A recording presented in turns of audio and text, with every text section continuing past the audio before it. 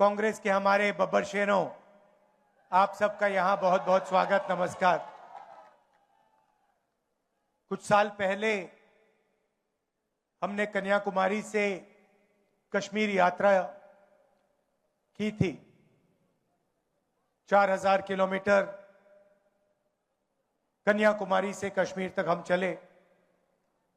हमारे साथ लाखों लोग चले थे और एक नारा दिया था, नफरत के बाजार में मोहब्बत की दुकान खोलनी है। और ये नारा हमारा नारा नहीं था, ये नारा भीड़ से आया था। मगर देश को इस नारे की जरूरत थी और अभी भी इस देश को इस नारे की जरूरत है। तो मैं आपको बधाई देता हूं, कि आप आइए, आपको बधाई देता हूं कि आपने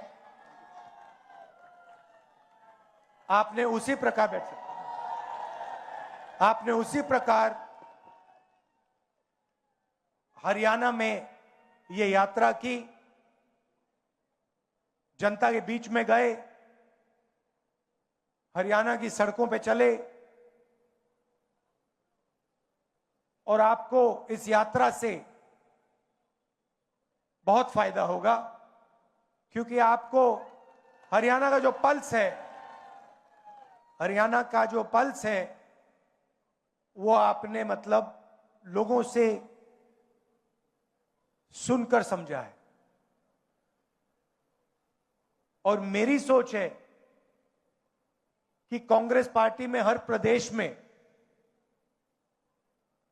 जो हमारे युवा नेता हैं, उन सबको इस प्रकार से जनता के बीच में यात्रा करनी चाहिए।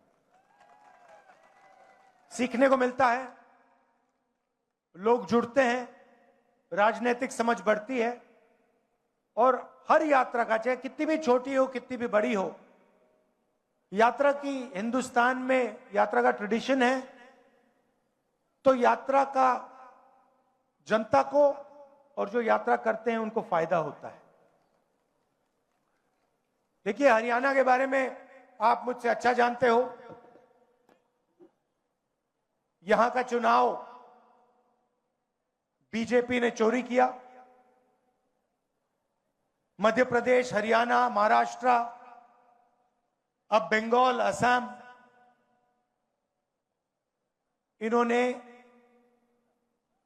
सिस्टम बना लिया है चुनाव चोरी करने का। लाखों नाम काट देते हैं, लाखों नए नाम जोड़ देते हैं।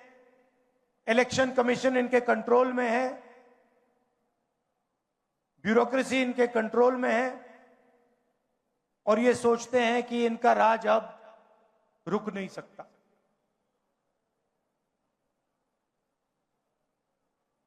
मगर टाइम आने वाला है इनका।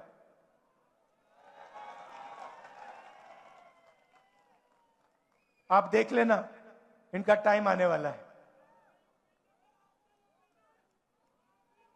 क्योंकि जनता को यह बात समझ आ गई है कि नरेंद्र मोदी जी, अमित शाह जी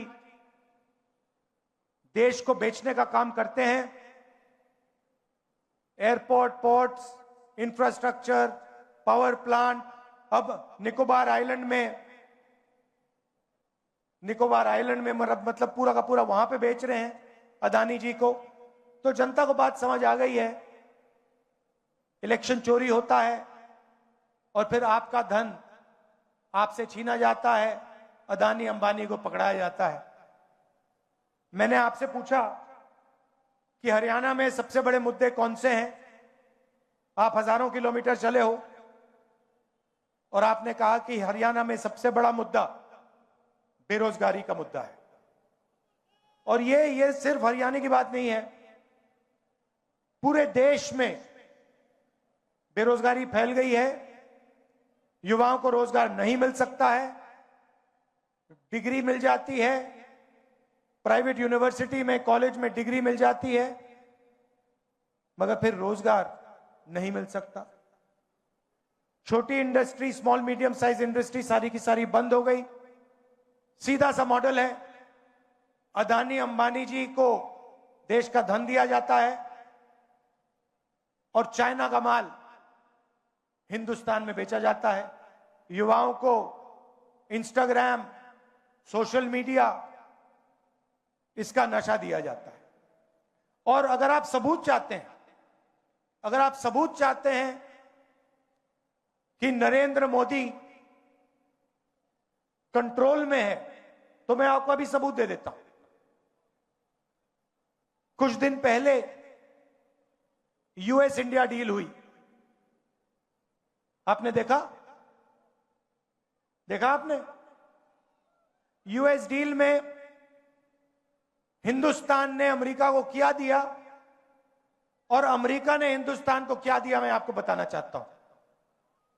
और इसलिए बताना चाहता हूं क्योंकि ऐसी डील कोई भी प्रधानमंत्री नहीं कर सकता, ना कांग्रेस पार्टी का, ना बीजेपी का, ना किसी और पार्टी का ऐसी डील कर सकता है। और अगर डील करी है तो अमेरिका के दबाव में आकर करी है। डील में क्या हुआ? हमारा कृषि का सेक्टर, उसको अमेरिका के किसानों के लिए खोल दिया गया। दाल, कपास, अखरोट, बादाम, अमेरिका के किसान अपना माल अब हिंदुस्तान में बेचेंगे। उनके हजारों एकड़ के खेत होते हैं, मैकेनाइज्ड खेत होते हैं, हमारे छोटे खेत होते हैं। हिंदुस्तान के सारे किसान बर्बाद होने जा रहे हैं। पहला काम नरेंद्र मोदी ने यह किया। दूसरा काम, नरेंद्र मोदी ने डोनाल्ड ट्रंप से कहा कि 9.5 लाख करोड़ रुपए का माल हर साल हम अमेरिका से खरीदेंगे। मतलब हमारे सारे के सारे कारखाने, सारी फैक्ट्रियां, स्मॉल मीडियम इंडस्ट्री सारी की सारी बंद हो जाएगी, अमेरिका का माल हिंदुस्तान खरीदेगा। तीसरी बात, और शायद सबसे खतरनाक बात, नरेंद्र मोदी ने अमेरिका से कहा कि हम उन्हीं से तेल खरीदेंगे जिनकी परमिशन आप हमें दोगे।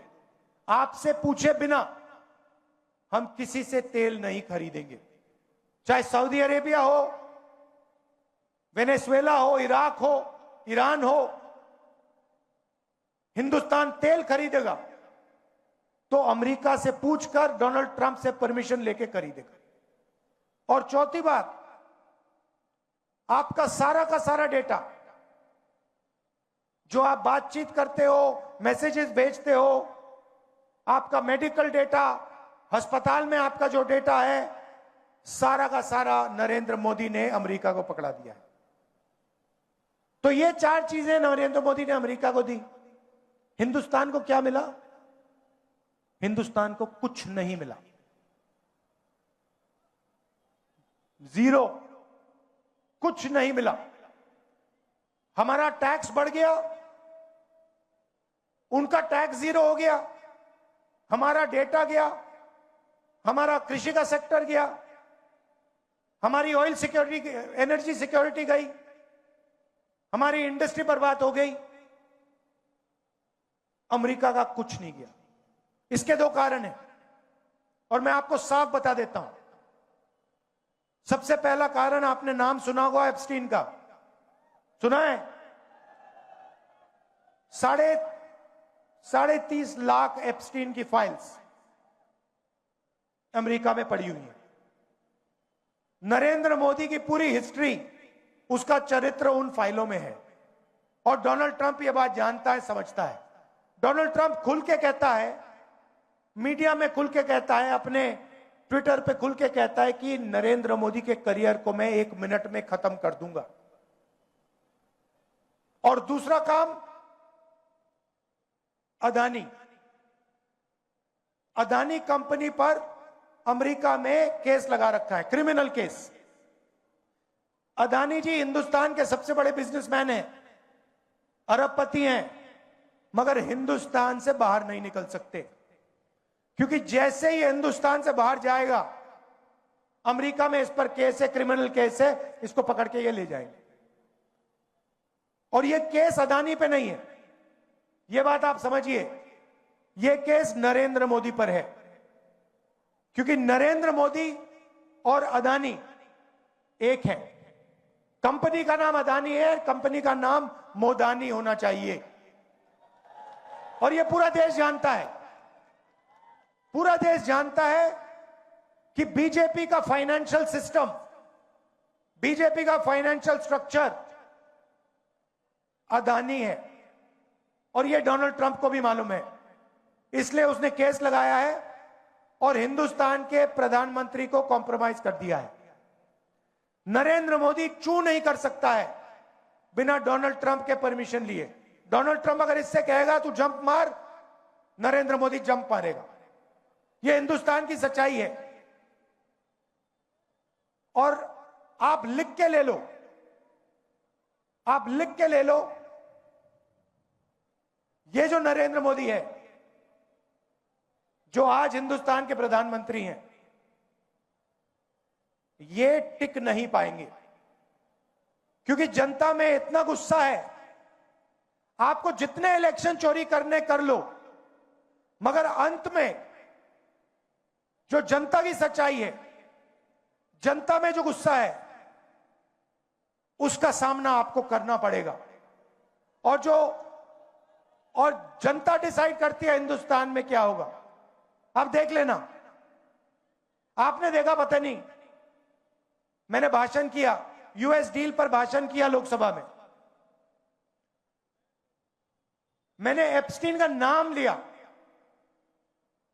और नरेंद्र मोदी ने अमित शाह को इशारा किया कि भैया इसको, स्पीकर से कहा कि भैया बंद करवा। 4 घंटे लोकसभा में मुझे बोलने नहीं दिया। मैं क्या बोलने जा रहा था? मैं एप्स्टीन की बात करने जा रहा था, मैं अदानी के बारे में बोलने जा रहा था, मगर नरेंद्र मोदी जी उठ के पार्लियामेंट हाउस से भाग गए। आंख में आंख नहीं मिला सकते, यह सच्चाई है।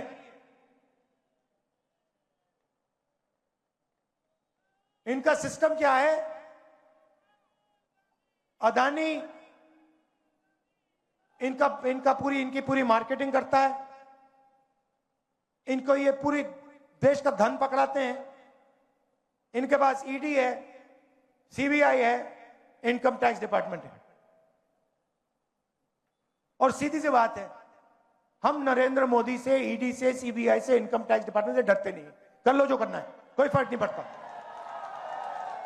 हम कांग्रेस पार्टी, आप लिख के ले लो, कांग्रेस पार्टी नरेंद्र मोदी को हराएगी और फिर देखना हम क्या कार्रवाई करते हैं नरेंद्र मोदी के साथ। क्योंकि इन्होंने देश पर आक्रमण किया है, लोकतांत्रिक सिस्टम पर आक्रमण कर कर इन्होंने अंबेडकर जी के संविधान पर आक्रमण किया है। संविधान पर आक्रमण किया है। और आपका जो हक है, देश की जनता का जो हक है, जो संविधान में लिखा है, लोकतंत्र आपका हक है, उस पर आक्रमण किया है और लोकतंत्र को इन्होंने खत्म किया है। हम इस बात को नहीं भूलने वाले हैं, चाहे कुछ भी हो जाए। विचारधारा की लड़ाई है और 2 ही विचारधारा इस देश में लड़ती है, राजनीतिक 2 ही विचारधारा है। एक आरएसएस की, नफरत की, बंटवारे की, दूसरी कांग्रेस पार्टी की, मोहब्बत की, एकता की विचारधारा। आप देख लेना, बाकी सारी की सारी पार्टियां इनके सामने नहीं खड़ी हो पाएंगी, एक नहीं हो पाएगी। और अंत में सिर्फ कांग्रेस पार्टी खड़ी होगी और कांग्रेस पार्टी इनको हराएगी।